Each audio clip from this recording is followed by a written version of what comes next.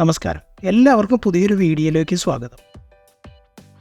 ഞങ്ങളിപ്പോൾ മലേഷ്യയിലെ ലങ്കാവി എന്ന പേരുള്ള ഒരു ഐലൻഡിലാണുള്ളത്.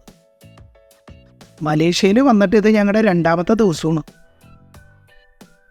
ഇന്നലെ ഞങ്ങൾ ഇവിടുത്തെ കേബിൾ കാറും സ്കൈ ബ്രിഡ്ജും ഒക്കെ കാണാൻ പോയിരുന്നു. ഇന്നൊരു ഐലൻഡ് ട്രിപ്പായിരുന്നു പ്ലാൻ ചെയ്തിരുന്നതെങ്കിലും മകൻ്റെ നിർബന്ധപ്രകാരം ഞങ്ങൾ ഇവിടുത്തെ വൈൽഡ് ലൈഫ് പാർക്കിലേക്കാണ് ഇന്ന് പോണത്. ഞങ്ങൾ താമസിക്കുന്ന ഹോട്ടലിൽ നിന്ന് ഏകദേശം അരമണിക്കൂർ യാത്രയാണ് വൈൽഡ് ലൈഫ് പാർക്കിലേക്കുള്ളത്. ഇവിടുത്തെ സമയം ഏകദേശം 11 മണിയൊക്കെ ആയപ്പോഴേക്കാണ് ഞങ്ങൾ ഈ പാർക്കിലേക്ക് എത്തിയത്. പാർക്കിങ്ങിലോ റിസപ്ഷൻ ഏരിയയിലൊന്നും കാര്യമായിട്ടുള്ളൊരു തിരക്കുമില്ല ഇവിടെ. പിന്നെ ടൂറിസ്റ്റുകൾക്ക് ബേഡ്സിനെയും അതുപോലെ തന്നെ അനിമൽസിനെയും ഫീഡ് ചെയ്യാനായിട്ടുള്ള ഫെസിലിറ്റി ഇവിടെ ഉണ്ട്. ഈറ്റങ്ങളെ ഫീഡ് ചെയ്യാനായിട്ടുള്ള സാധനങ്ങൾ നമ്മൾ ഇതിൻ്റെ അകത്ത് വേറൊരു കൗണ്ടറിൽ നിന്ന് വാങ്ങണം.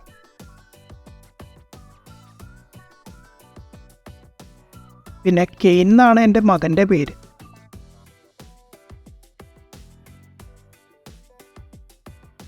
ഈ കാണുന്ന ഏരിയയിൽ നമുക്ക് കിളികളെയും കൈ പിടിച്ചുകൊണ്ട് ഫോട്ടോ എടുക്കാനായിട്ടുള്ള സംവിധാനമുണ്ട്. നമ്മൾ വിസിറ്റൊക്കെ കഴിഞ്ഞ് ഇറങ്ങാൻ നേരത്ത് നമുക്ക് വേണമെന്നുണ്ടെങ്കിൽ ഫോട്ടോ നോക്കിയിട്ട് വാങ്ങിയാൽ മതി. ഇവിടെ ഡിസ്പ്ലേ ചെയ്തേക്കണ മാപ്പിൽ നിന്ന് തന്നെ നമുക്ക് മനസ്സിലാവും ബാക്കി പാർക്കുകളെ വെച്ച് കമ്പയർ ചെയ്യുമ്പോൾ ഇത് വളരെ ചെറിയൊരു സെറ്റപ്പാണ്.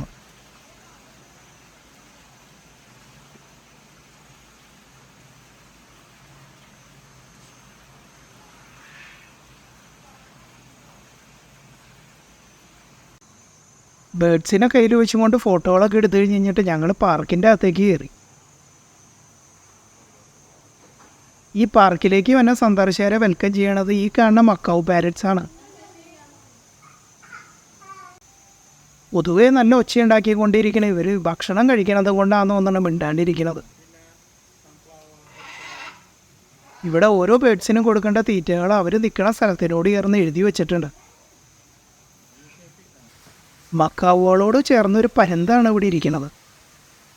നമ്മുടെ നാട്ടിൽ കൃഷ്ണപരുന്ത് എന്നറിയപ്പെടുന്ന പരുന്താണത്. ബ്രാഹ്മണി കൈറ്റ് എന്ന് ഇംഗ്ലീഷിൽ അറിയപ്പെടുന്ന ഇതാണ് കേട്ടോ ലങ്കാവിയുടെ സിമ്പല്. കൃഷ്ണപരുന്തിനോട് ചേർന്ന് അടുത്തതുള്ളത് ഒരു ഇഗ്വാനയാണ്.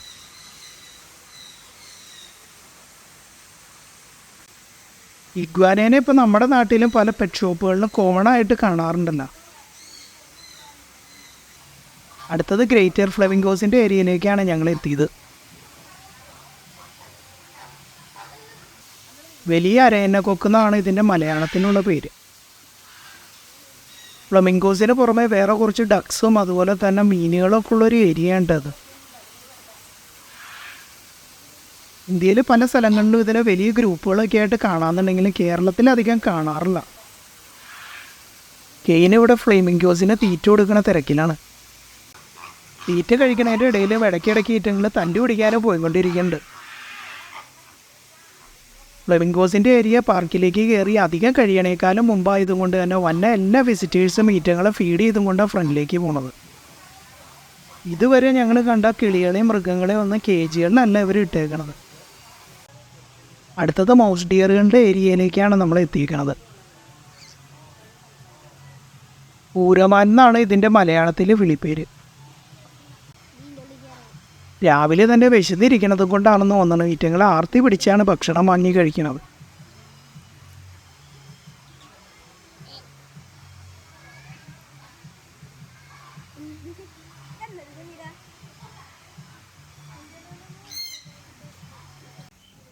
മൗസ് ഡിയറിൻ്റെ കേജിനോട് ചേർന്നുള്ള ഏരിയയിൽ കുറച്ച് ഡക്സിൻ്റെ കുഞ്ഞുങ്ങളെയും അവർ ഇട്ടിട്ടുണ്ട്. മക്കാവുകളുടെ അടുത്തേക്കാണ് ഞങ്ങൾ വീണ്ടും എത്തിയേക്കുന്നത്. തീറ്റ വാങ്ങി കഴിക്കാനായിട്ട് റെഡി ആയിട്ടാണ് ഈറ്റങ്ങളുടെ ഇരിപ്പ്.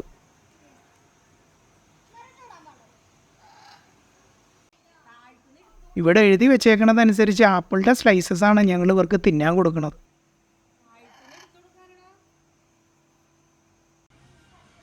ഞങ്ങൾ ഈ വന്നേക്കണത് ഗിനിപിഗുകളുള്ള ഏരിയയിലേക്കാണ്.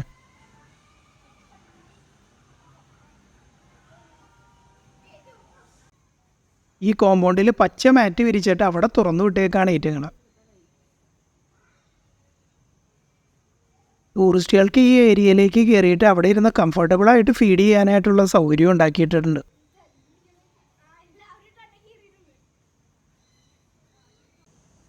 കെയിൻ ഭക്ഷണമായിട്ട് അവിടെ പോയി ഇരുന്നതോടുകൂടി എല്ലാം പുള്ളിയുടെ ചുറ്റും കൂടിയേക്കാം.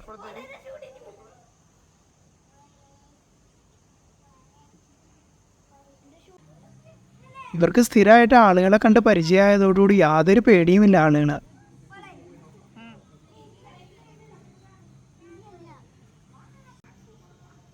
ആളുകളുടെ പുറകെ നടന്നാണ് ഭക്ഷണം ചോദിച്ചുകൊണ്ടിരിക്കുന്നത്. ക്യാരറ്റാണ് ഇവർക്ക് കൊടുക്കാനായിട്ടുള്ള ഭക്ഷണം എന്നും പറഞ്ഞ് ഇവിടെ എഴുതി വെച്ചേക്കണത്.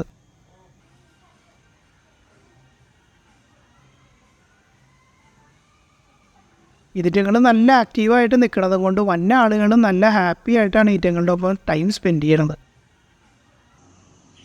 വീണ്ടും ഞങ്ങൾ ബേഡ്സിനെയൊക്കെ ഇട്ടേക്കണ ഏരിയയിലേക്കാണ് എത്തിക്കൊണ്ടിരിക്കുന്നത്.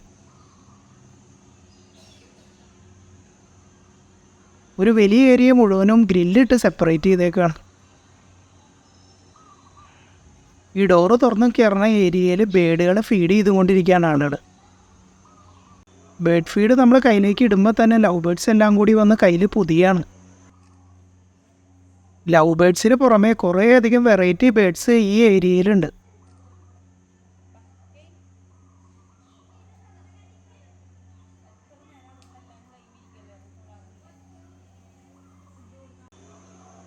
ഈ ബേഡ്സിനെ മിക്കതിനെ കെട്ടിത്തിരിച്ച് ഈ ഏരിയയിൽ തുറന്നു വിട്ടേക്കാണ്. ഈ കാണുന്ന മരങ്ങളുടെ മേലിൽ കൂടെയും കൂടി ഒരു കവറിങ് പോയിട്ടുണ്ട് കേട്ടോ.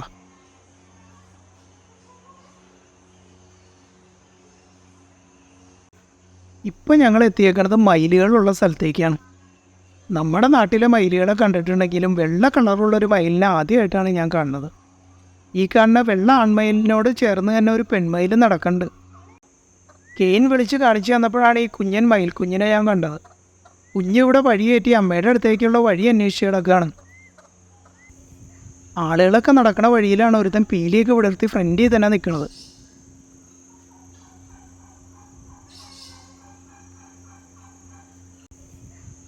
ആളുകൾക്ക് വേണമെന്നുണ്ടെങ്കിൽ പുള്ളിയുടെ അടുത്ത് പോയി ഇന്ന് ഫോട്ടോ എടുക്കാം. പുള്ളിക്ക് ആളുകളെ കണ്ട് നല്ല പരിചയമായതുകൊണ്ട് ആളുകൾ ചെല്ലുമ്പോൾ ഓടി വാറയൊന്നും ചെയ്യണില്ല. ഈ കോമ്പൗണ്ടിൽ തന്നെയാണ് നമ്മൾ ഈ കാണുന്ന ഗ്രേ ക്രൗൺ ക്രെയിൻ ഉള്ളത്.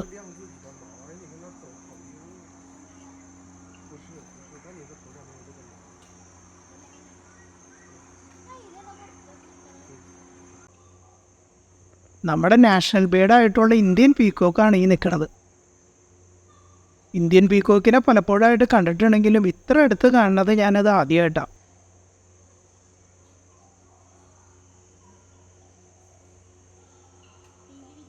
ഞങ്ങളോട് ഏകദേശം 1/4 മീറ്റർ ചേർന്നാണ് പുള്ളി ഇപ്പോൾ വന്ന് നിൽക്കുന്നത്.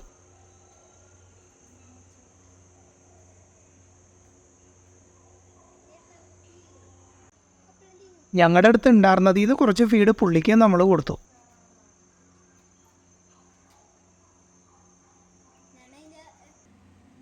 ഈ ഒരു ഏരിയനോട് ചേർന്ന് ഇവർ ചെറിയൊരു വാട്ടർ ബോഡി ഉണ്ടാക്കിയിട്ടുണ്ട്. ഈ കാണുന്നതാണ് സ്പോട്ട് ബിൽഡ് പെലിക്കൻസ്. ഇതിന് മലയാളത്തിൽ പുള്ളിച്ചുണ്ടൻ കൊതുമ്പനം എന്നാണ് പറയണത്.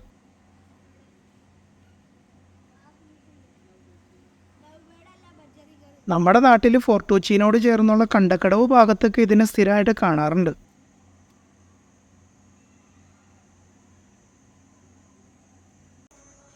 അടുത്തതായിട്ട് ഞങ്ങൾ വന്നെത്തിയേക്കുന്ന ഏരിയ മാനും ആമയും അതുപോലെ തന്നെ കോഴിയൊക്കെ ഉള്ളൊരു ഏരിയയിലാണ്.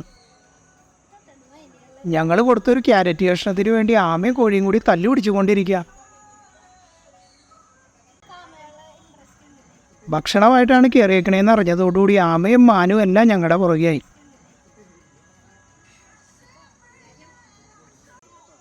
ഞങ്ങൾ ഇരിക്കുന്ന സ്ഥലത്തേക്ക് മാനുകൾ കൂടി വന്നതോടുകൂടി ഞങ്ങളുടെ അടുത്തുണ്ടായിരുന്ന ഭക്ഷണം മുഴുവനും ഞങ്ങളവിടെ കൊടുത്തു തീർത്തു.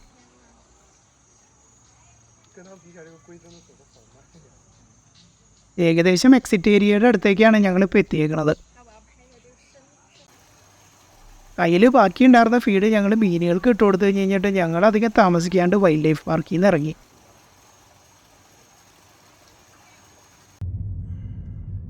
ഞങ്ങൾ ഏകദേശം വൈകുന്നേരം ആയതോടുകൂടിയാണ് പിന്നീട് ഹോട്ടലിൽ നിന്ന് ഇറങ്ങിയത്.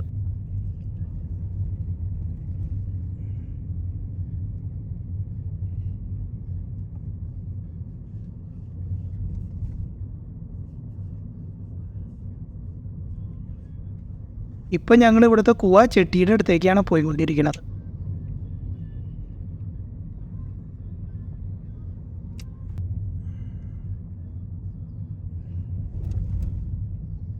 ഞങ്ങൾ സ്റ്റേ ചെയ്യണ ഹോട്ടലും ഈ കുവ ടൗണിൽ തന്നെയാണ്.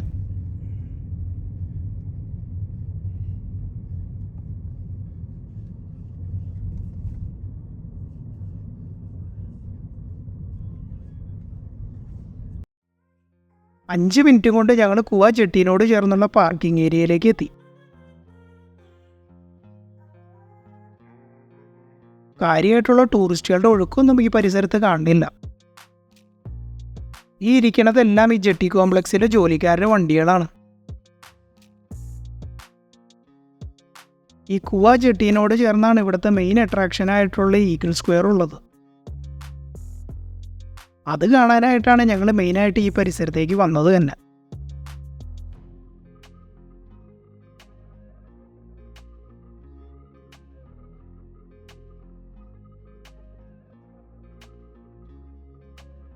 വന്ന സ്ഥിതിക്ക് എന്തായാലും ജെട്ടി കോംപ്ലക്സും കൂടി കറങ്ങിയിട്ട് പോകാമെന്ന് തീരുമാനിക്കാറുണ്ട്.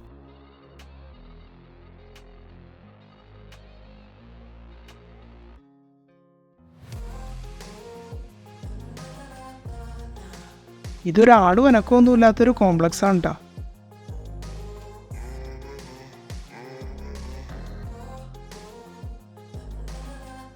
കുറച്ച് യൂട്ടിലിറ്റി സ്റ്റോർസും ഒരു ഡ്യൂട്ടി ഫ്രീയും അതുപോലെ തന്നെ ജെട്ടി ടെർമിനലും ഒഴിച്ചു കഴിഞ്ഞ് കഴിഞ്ഞാൽ കാര്യമായിട്ടൊന്നും ഈ ബിൽഡിങ്ങിലില്ല. പിന്നെ ലങ്കാവിയിൽ ഡ്യൂട്ടി ഫ്രീ ഷോപ്പുകൾ ഭയങ്കര ഫേമസ് ആണ് കേട്ടോ. ചില ഐറ്റംസിൻ്റെ കോലാലംപൂരിലെ വില വെച്ച് നോക്കിക്കഴിഞ്ഞ് കഴിഞ്ഞപ്പോൾ ഞങ്ങൾക്ക് ലങ്കാവിയാണ് കുറച്ചുകൂടി ബെറ്റർ ആയിട്ട് തോന്നിയത്. 2012 ഞാൻ ആദ്യമായിട്ട് ലങ്കാവിയിൽ വന്നത്. ആ സമയത്ത് ലങ്കാവിയിൽ ഏറ്റവും ഹാപ്പനിങ് ആയിട്ടുള്ള സ്ഥലമായിരുന്നു ഈ കുവ. അന്ന് ഈ ബിൽഡിങ്ങിനോട് ചേർന്ന എല്ലാ ടൂർ ഓപ്പറേറ്റേഴ്സിൻ്റെ ഓഫീസുകളായിരുന്നു. ആ കാലത്ത് കുറേയധികം ഐലൻഡ് ടൂറുകൾ സ്റ്റാർട്ട് ചെയ്തിരുന്ന പോയിന്റും ഈ കുവ ജെട്ടി തന്നെയായിരുന്നു.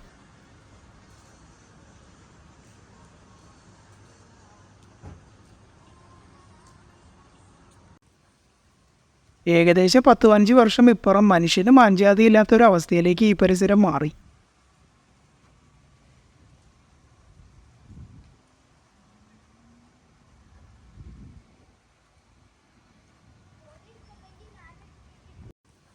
ഞങ്ങൾ പയ്യെ ജെട്ടിയിൽ നിന്ന് ഈഗിൾ സ്ക്വയറിൻ്റെ അടുത്തേക്ക് നടന്നുകൊണ്ടിരിക്കുകയാണ്.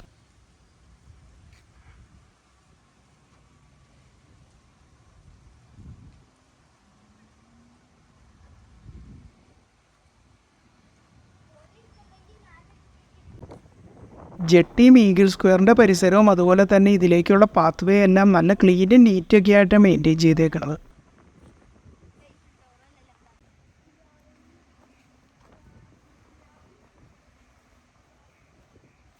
നമ്മൾ ഈ നേരെ കാണുന്നതാണ് ലങ്കാവിയുടെ സിമ്പലായിട്ടുള്ള ഈഗിള്.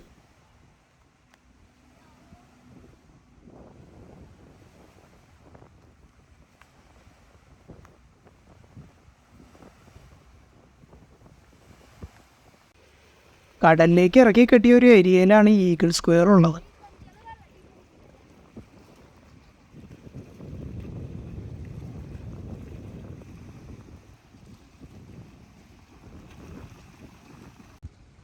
ആയിരത്തി 1996 ഇവിടെ ഈഗിൾ സ്ക്വയർ എന്നുള്ള പേരിൽ ഇത് പണി കഴിഞ്ഞത്.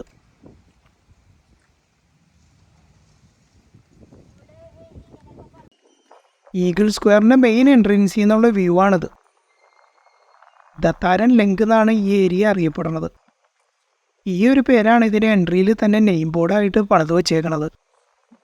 മലയിൽ ദത്താരൻ എന്ന് പറഞ്ഞു കഴിഞ്ഞാൽ സ്ക്വയർ എന്നാണ് അർത്ഥം. ഈഗിളിനെ സൂചിപ്പിക്കണ മലൈ വേർഡായിട്ടുള്ള ഹെലാങ്കി എന്നാണ് ലെങ്ക് എടുത്തത്. ഇംഗ്ലീഷിലേക്ക് കൺവേർട്ട് ചെയ്ത് കഴിയുമ്പോൾ ഇതിന് ഈഗിൾ സ്ക്വയർ എന്ന് വായിക്കണം.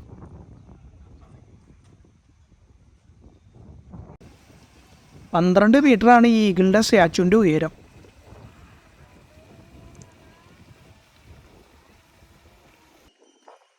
ലങ്കാവിയിൽ വന്ന എല്ലാ ടൂറിസ്റ്റുകളുടെ ഒരു ഫോട്ടോ പോയിൻ്റാണ് കേട്ടോ ഈ ഒരു ഈഗിൾ സ്ക്വയർ.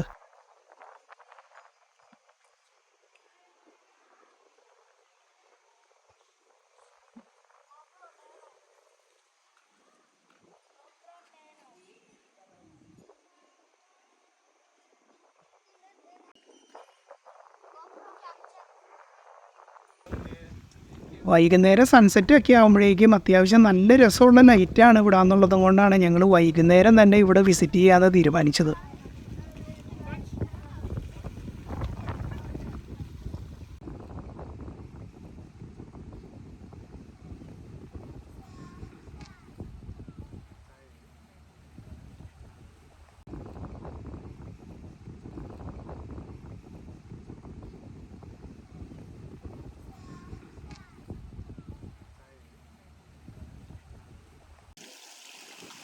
ഞങ്ങൾ ഇന്ന് തന്നെ ലങ്കാവിയിലെ മെയിൻ ബീച്ചായിട്ടുള്ള ചെനാങ് ബീച്ചിലേക്കും കൂടി ഒന്ന് പോകണമെന്ന് തീരുമാനിച്ചിട്ടുണ്ട്.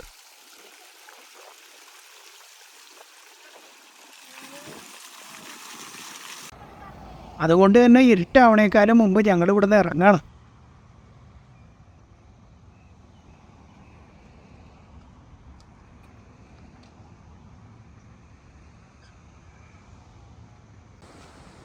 അങ്ങനെ ഏകദേശം 3/4 മണിക്കൂർ ഡ്രൈവ് കഴിഞ്ഞപ്പോഴേക്കും ഞങ്ങൾ ചെനാങ് ബീച്ചിലെത്തി. പൻഡായ് ചെനാങ് എന്നാണ് ഈ ഏരിയ അറിയപ്പെടുന്നത്. പൻഡായ് എന്ന് പറഞ്ഞു കഴിഞ്ഞാൽ മലയ് ഭാഷയിൽ ബീച്ച് എന്നാണ് അർത്ഥം. ഞങ്ങൾ ഈ ബീച്ച് തുടങ്ങുന്ന ഏരിയയിൽ വണ്ടി നിർത്തിയിട്ട് നടക്കാൻ തീരുമാനിച്ചേക്കാണ്. ലങ്കാവി ഐലൻഡിലെ ഏറ്റവും ഫേമസ് ആയിട്ടുള്ള ടൂറിസ്റ്റ് ഏരിയയാണ് ഈ ബീച്ചും ഇതിൻ്റെ പരിസരവും. ജെറ്റ് സ്കി, പാരാസെയിലിംഗ്, ബനാന ബോട്ട് അങ്ങനെയുള്ള വാട്ടർ ആക്ടിവിറ്റീസും കൂടി നടക്കുന്ന ഒരു ബീച്ചാണിത്. ഞങ്ങളിവിടെ എത്തിയത് കുറച്ച് വൈകി ആയതുകൊണ്ട് വാട്ടർ സ്പോർട്സ് എല്ലാം ഞങ്ങൾ വന്നപ്പോഴേക്കും വൈൻഡപ്പ് ചെയ്ത്. ബീച്ചും പരിസരമൊക്കെ അത്യാവശ്യം നല്ല ആക്റ്റീവ് ആയതുകൊണ്ട് ഞങ്ങൾ എന്തായാലും നടക്കാമെന്ന് തീരുമാനിച്ച്. ഈ ബീച്ച് മെയിൻ ഒരു ടൂറിസ്റ്റ് ഏരിയ ആയതുകൊണ്ട് തന്നെ ഈ ബീച്ചിനോട് ചേർന്ന് കുറേ അധികം റിസോർട്ടുകളും അതുപോലെ തന്നെ ഹോട്ടൽസും എല്ലാം വന്നിട്ടുണ്ട്.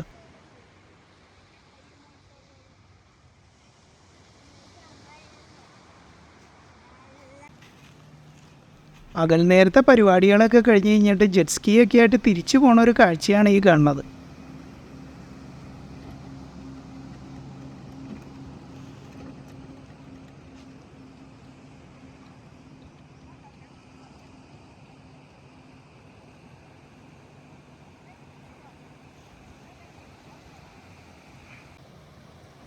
ഇന്ന് പ്രത്യേകിച്ച് വാട്ടർ സ്പോർട്സിലൊന്നും പാർട്ടിസിപ്പേറ്റ് ചെയ്യേണ്ടെന്ന് തീരുമാനിച്ച് തന്നെയാണ് ഞങ്ങൾ ഈ ബീച്ചിലേക്ക് എത്തിയത്.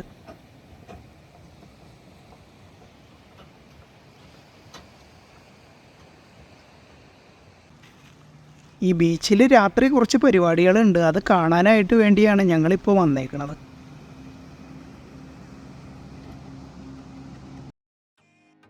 ഇരുട്ടായി തുടങ്ങിയതോടുകൂടി ബീച്ചിൽ 2 സ്ഥലത്തായിട്ട് ഫയർ ഡാൻസിൻ്റെ പരിപാടി തുടങ്ങിയിട്ടുണ്ട്.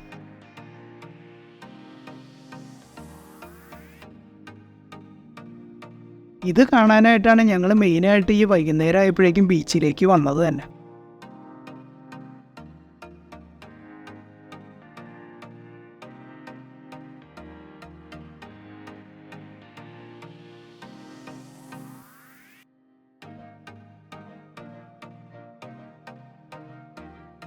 ഈ ബീച്ചിൽ ഡ്രിങ്ക്സിൻ്റെയും ജ്യൂസുകളുടെയും ഒക്കെ കിയോസ്കുകളുണ്ട്.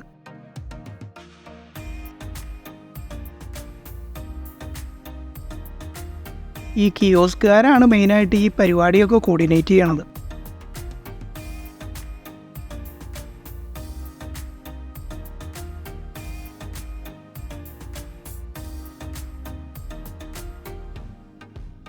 ഫയർ ഡാൻസ് നടക്കുമ്പോൾ ഈ കിയോസ്കുകാർ കുറേ ബീൻ ബാഗും കാര്യങ്ങളും എല്ലാം എടുത്ത് ബീച്ചിലേക്ക് ഇടും.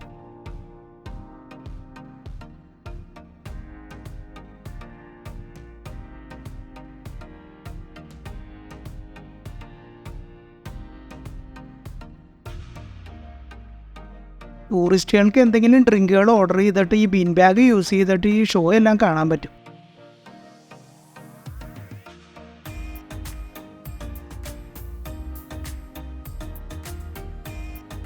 കിയോസ്കുകാരെ സംബന്ധിച്ചിടത്തോളം അവരുടെ ബിസിനസ് ഒരു മുട്ടുമില്ലാണ്ട് നടന്നു നോക്കും.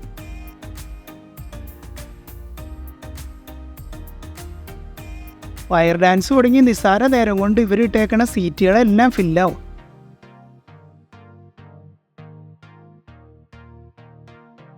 ഓപ്പൺ ബീച്ച് ഫേസിൽ വെച്ച് തന്നെയാണ് ഈ ഷോ നടക്കുന്നത് കൊണ്ട് തന്നെ കുറേ ടൂറിസ്റ്റുകൾ അവിടെ നിന്ന് ഇതെല്ലാം കണ്ടുകൊണ്ട് നിൽക്കുന്നുണ്ട്. സൂര്യൻ അസ്തമിക്കണതിൻ്റെ ആകാശത്തിലുള്ള ചുമപ്പും അതുപോലെ തന്നെ ഫയർ ഡാൻസും എല്ലാമായിട്ട് നല്ല രസകരമായിട്ടുള്ളൊരു അന്തരീക്ഷമാണ് ഇപ്പോൾ ബീച്ചിൽ.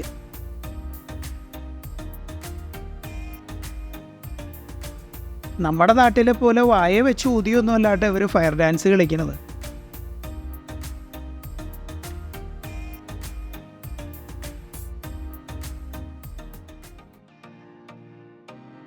ശരീരം പൊള്ളാണ്ടിരിക്കാനായിട്ട് ഇവർ ഇതിനു വേണ്ടിയുള്ള പല ടൈപ്പുള്ള എക്യുപ്മെൻറ്റ്സ് ഉണ്ടാക്കിയേക്കാണ്.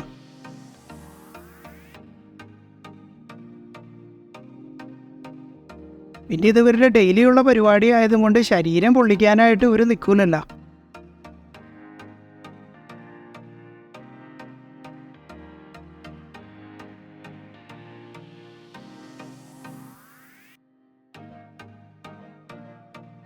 ബീച്ചിൽ രണ്ടാമത്തെ ഫയർ ഡാൻസ് നടക്കുന്ന സ്ഥലത്തിനോട് ചേർന്നാണ് മെയിൻ എൻട്രി.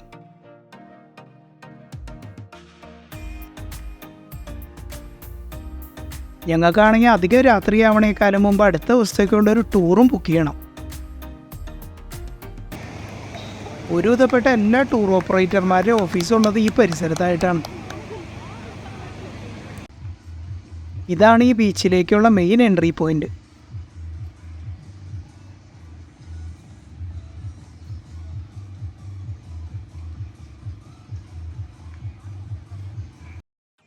മെയിൻ എൻട്രി ഗേറ്റിനോട് ചേർന്നുള്ള സ്ഥലത്താണ് ഇവിടെ 2 പേര് ട്രാൻസ്ഫോർമറുടെ സ്യൂട്ട് ഇട്ടുകൊണ്ടുള്ള ഡാൻസ്.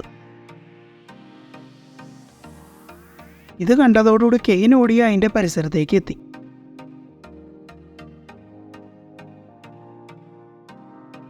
എന്തോ ഡൊണേഷൻസ് കളക്ട് ചെയ്യാനായിട്ടുള്ള പാട്ടുകളൊക്കെ ഇവരുടെ ഫ്രണ്ടിൽ വെച്ചിട്ടുണ്ട്.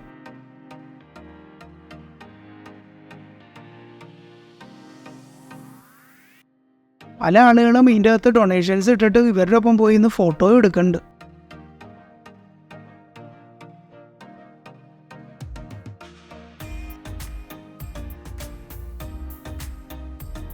എയിനും പോയി അവരുടെ ഒപ്പം നിന്ന് ഫോട്ടോ എടുത്തുകൊണ്ട് വന്നു. ഭക്ഷണം കഴിച്ചുകൊണ്ട് ഹോട്ടലിലേക്ക് പോകേണ്ടതും കൊണ്ട് ഞങ്ങളധികം വൈകാണ്ട് അവിടെ നിന്ന് നീങ്ങി.